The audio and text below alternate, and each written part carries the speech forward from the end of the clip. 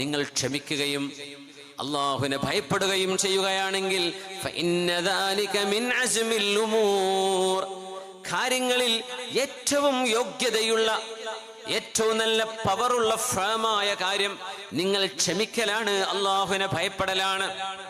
അല്ലാഹുവിനെ ഭയപ്പെടലാണ്. നല്ലൊരു ഡീല് വന്നു, അല്ലാഹുവിന് ഇഷ്ടമല്ല, ഇവിടെ നിന്ന് ഇറങ്ങി ഓടണം.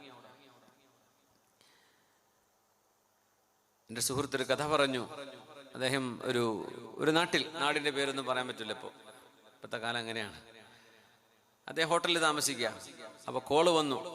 ഹോട്ടൽ നമ്പറിൽ നിന്ന് കണക്ട് ചെയ്തിട്ട്, നിങ്ങൾ എവിടെയാണ്?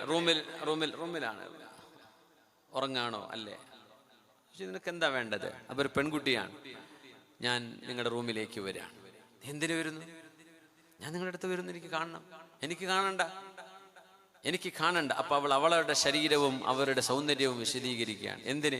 പച്ചയായ ഹറാമിലേക്ക് ആ പെൺകുട്ടി നിങ്ങളുടെ റൂമിലേക്ക് ഞാൻ വരട്ടെ എന്ന് ചോദിക്കുകയാണ്. ഈ മനുഷ്യൻ റൂം പൂട്ടിയിട്ട് കുപ്പായം പോലും ശരിക്കിടാണ്ട് ഇറങ്ങി ഓടിപ്പോകുന്ന പോക്കിൽ ഈ പെൺകുട്ടി കയറി വരുന്നത് കണ്ടു. പക്ഷെ ഞാൻ എൻ്റെ തടി രക്ഷപ്പെടുത്തുകയാണ് ഉണ്ടായത്. സുബ്ഹാനല്ലാഹ്.